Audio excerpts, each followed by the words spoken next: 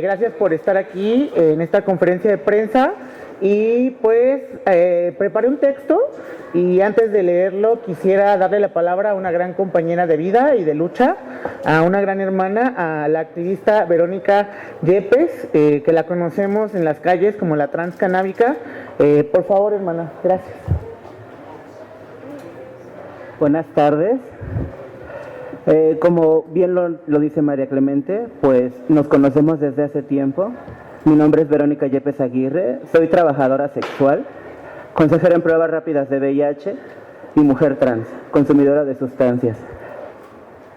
En el largo camino que he tenido emprendiendo el salvamento de mis compañeras, trabajadoras sexuales para empezar, mujeres trans en situación de calle, mujeres migrantes, he obtenido la hermandad, la empatía con ellas.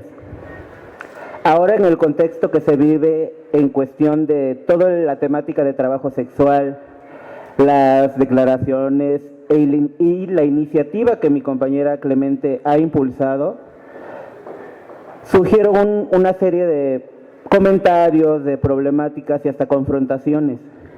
Para empezar, quiero decir que el trabajo sexual en la Ciudad de México se implementa de diferentes maneras, de diferentes formas, de diferentes horarios, en diferentes contextos y en diferentes alcaldías, tanto de habitantes de la Ciudad de México como transitantes de la Ciudad de México. Con esto, atendiéndolas y con todo este antecedente, puedo hablar del trabajo sexual, en primera porque lo ejerzo y en segunda porque he tratado de ayudar a resolver parte de las problemáticas que aquejan a mis compañeras.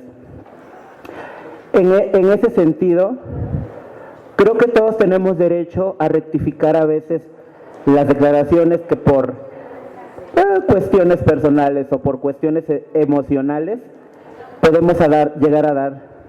Las trabajadoras sexuales siempre nos hemos quejado de que nos invisibilizan, de que toman nuestro lugar, de que hablan por nosotras.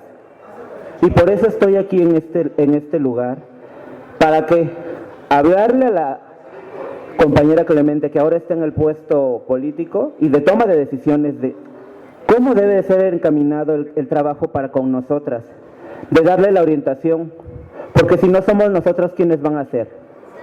Personas que solo viven de proyectos destinados a nosotras, abogadas que solo hablan por nosotras y que solo minimizan la problemática con paternalismo, o aquellas líderes acarreadoras que solo mueven a mujeres trans pero no las impulsan a salir de las situaciones en las que estamos gracias a este sistema capitalista, o que excluye y que nos excluye a las mujeres trans y que no nos da otra salida más que capitalizar nuestro capital corporal, sacarle un sustento para poder vivir más o menos dignamente.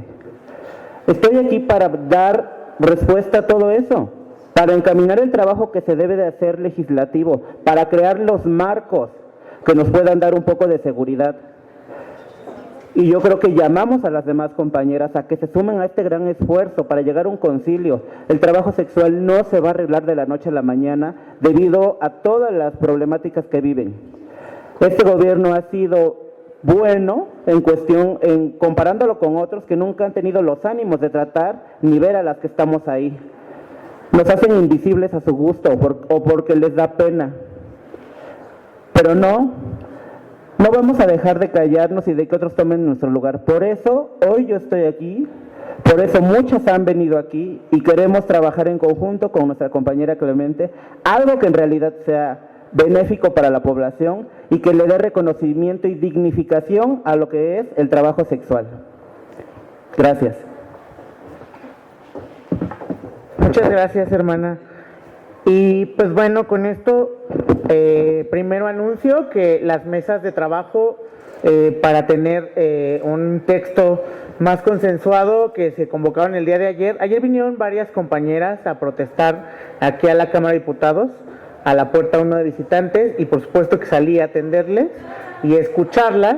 Y en ese sentido de tanto estar con ellas, escuchando sus consignas y leyendo incluso sus pancartas, he decidido posponer estas mesas de trabajo 15 días para hacer recorridos en los distintos puntos ubicados de trabajo sexual en la zona metropolitana, es decir, la Ciudad de México y algunos puntos del Estado de México, como el de Atizapán, donde alguna vez conocí a mi compañera, además de trabajando, haciendo activismo, que es el que ella hace, porque su activismo radica en el tiempo completo de esta actividad, no solamente en el trabajo, sino en cambiar la vida de sus compañeras para que consigan la autonomía y no tengan ni padrotes, pero tampoco madrotas. Esa compañera trabajadora sexual que te dice que es tu madre porque te cuida, pero si te pide dinero, no es tu madre, porque las madres generalmente, en lugar de pedirte dinero, te ayudan y siempre te preguntan si tienes que comer o cómo te sientes. Esas personas que aparentemente te cuidan no son tus madres y no son tus hermanas. Si no te cuidan y te piden dinero, no lo son. Entonces, esta iniciativa que presenté iba en el espíritu de poder tener en el marco jurídico algo que está en la clandestinidad. Pero soy muy mala luego explicándome de lo coloquial al rigor de los argumentos que merece el trabajo sexual en México, y preparé mejor un texto y les voy a leer. Lo preparé ayer, pero no quise ayer dar la conferencia porque ayer fue mi cumpleaños, pero hoy sí se las leo con la fecha de ayer. Dice: Ciudad de México, 11 de octubre de 2022. Ninguna mujer ha tenido un orgasmo limpiando el suelo de su casa. Betty Friedan, la mujer más peligrosa del Congreso, por el derecho a ser puta. Ciertamente, no hay mujer más peligrosa que la que desobedece deliberadamente. Por muchos años, la educación de nosotras, las mujeres, estaba ceñida a interiorizar los mandatos patriarcales de tutela y sujeción. Primero al padre, luego a los hermanos, después al marido y finalmente al Estado. La polémica del debate sobre en torno al reconocimiento de los derechos laborales de las personas trabajadoras sexuales no puede entenderse sin esta larga historia de sujeción y tutela sobre el cuerpo de las mujeres, el cuerpo y la sexualidad. La sexualidad de las mujeres, sobre todo, solo se comprende a la luz del estigma social que ha formado los imaginarios represivos en nuestra cultura. No es casualidad que en pleno siglo XXI la sexualidad humana, y particularmente la que atañe directamente a nosotros, las personas de la diversidad sexual, a nosotras las mujeres, también siga constituyendo un tema abandonado por la agenda legislativa de la mayoría de las fuerzas políticas. Sin embargo, tampoco resulta extraño que durante un proceso de profunda transformación social y política como lo que hoy vivimos, las fuerzas más retardatarias de nuestra sociedad confabulen en añejos bastiones ideológicos del antiguo régimen, al pánico moral y a la represión de la sexualidad humana. No obstante, empezamos a avanzar con pasos significativos hacia la autonomía de nuestros propios cuerpos, y fue así que en postrimetrías del siglo XVII, cuando la mirada dicotómica del disformismo sexual abonó el terreno para que corrientes filosóficas y políticas dieran forma a la doctrina liberal de la esfera pública versus la esfera privada, de esta manera la concepción teórica de la división sexual del trabajo dará una justificación a la exclusión histórica y sistémica de las mujeres en ciertos ámbitos de la vida social. Lo masculino estará marcado por el espacio público, lo productivo, el progreso, lo científico, la lógica, el comercio y finalmente la política. Frente al espacio privado, lo femenino, lo reproductivo, lo emocional, lo no remunerado. Como ahora me seduce a mí con mis colegas parlamentarios que quieren gobernar y discutir la esfera privada de mi cuerpo y mi derecho a decidir sobre él. Fue a principios del siglo XX cuando las condiciones históricas permitieron a las mujeres establecer estrategias políticas organizadas para recuperar el dominio de sus propios cuerpos. Mujeres valientes que se enfrentaron al puritanismo anglosajón de la época mediante campañas de control natal dentro del movimiento obrero. En la década de los 60, el mayor avance científico permitió una mayor eficacia y cobertura de la natalidad que muchas veces posibilitó que muchas mujeres se liberaran del destino reproductivista de la sexualidad bajo el cual habían sido sometidas por los discursos patriarcales de la esfera doméstica, de la revolución sexual. Un grupo amplio de mujeres cuestionaron discursos sobre la sexualidad que habían heredado del modelo biomédico de la psiquiatría, el psicoanálisis, y con la reivindicación del placer como eje rector de la sexualidad, las mujeres empezamos a reconocernos como cuerpos deseantes, empezamos a sentir y a cuestionarnos la heterosexualidad obligatoria del modelo androcéntrico, hegemónico, y el orgasmo clitonario y muchas otras cuestiones,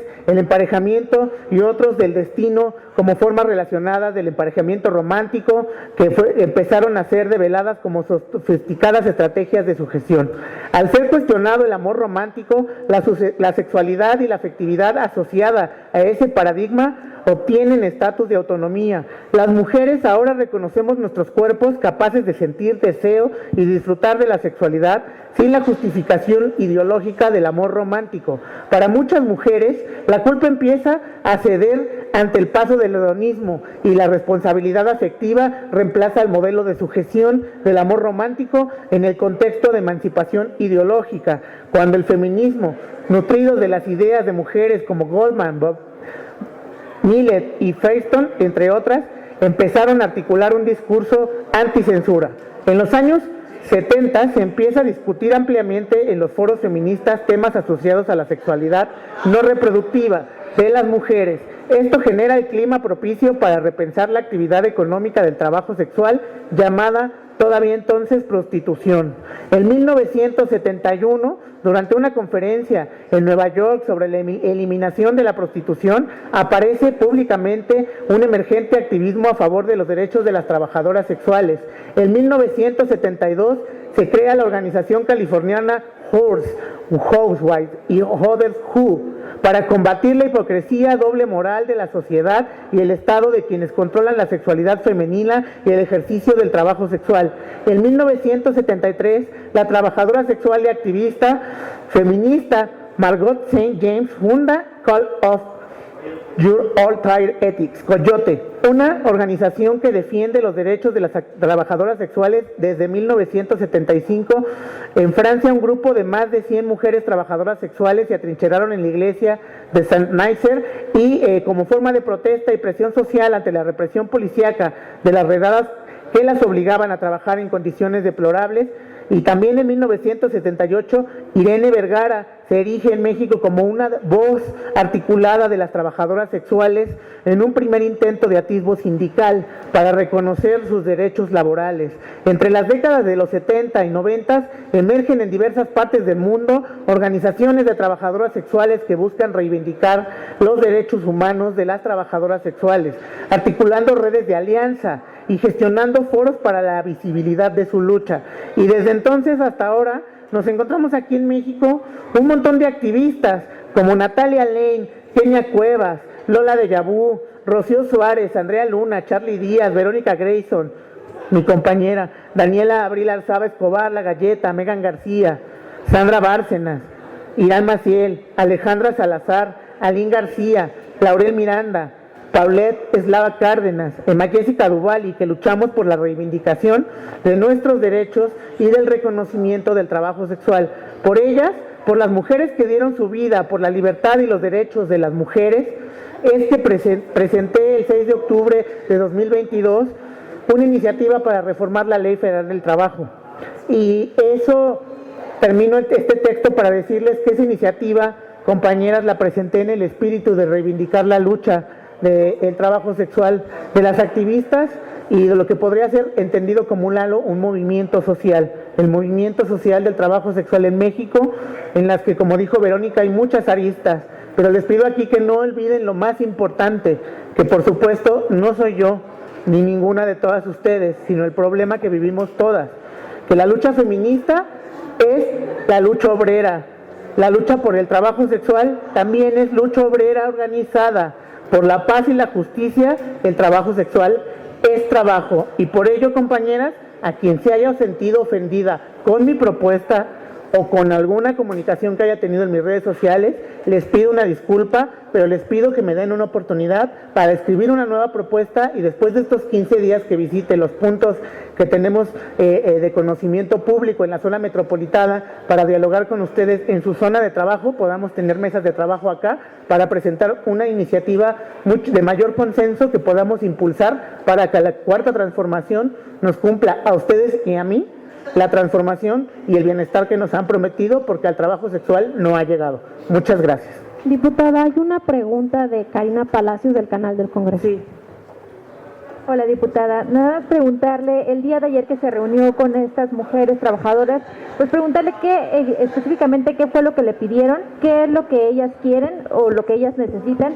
Y en segundo lugar, preguntarle también, ayer se aprobó en el Senado la prohibición de terapias de conversión, preguntarle su opinión y qué se va a hacer desde la Cámara de Diputados para que aquí también se apruebe y bueno, pues esta sea una realidad. Gracias. Pues mira, lo que ellas me pedían en particular, muchas cosas, pero el centro de su movilización ayer era quitar en la iniciativa un pedazo, ¿no?, del contenido, digo un pedazo porque son varias, un texto amplio del que quieren que se quite, y es en particular el tema de el estatus serológico, es decir, de tener que declarar en parte de la regulación el estatus de VIH con el que te encuentras, ¿no? Y eso es lo que pedían. Yo también vivo con VIH desde hace 15 años y por supuesto que atendí. Yo tengo mi postura personal al respecto, pero atiendo a ellas y las atiendo también, primero porque son trabajadoras sexuales y porque me vinieron a recordar que hay una recomendación de UNOCIDA al respecto que por supuesto yo no voy a desatender, y por eso es que lo vamos a quitar del texto nuevo que vamos a proponer. De momento la iniciativa sigue inscrita y la retiraré en el momento que incluya la nueva. Gracias. Sobre terapias de conversión. No, pues que qué maravilla y que qué bueno que la iniciativa de la senadora Citlali Hernández haya tenido éxito, pero mejor aún qué maravilla que se haya aprobado con votos de senadoras de Acción Nacional como Xóchitl Gálvez, y eso habla que no todo puede ser absoluto y que también hay gente conservadora en Morena y gente súper conservadora en el PAN, pero que en todos lados se cuecen habas, y Xóchitl Gálvez dio un ejemplo de que se puede ser panista, pero pensar diferente. No hay más preguntas, diputada. Gracias. Muchas gracias.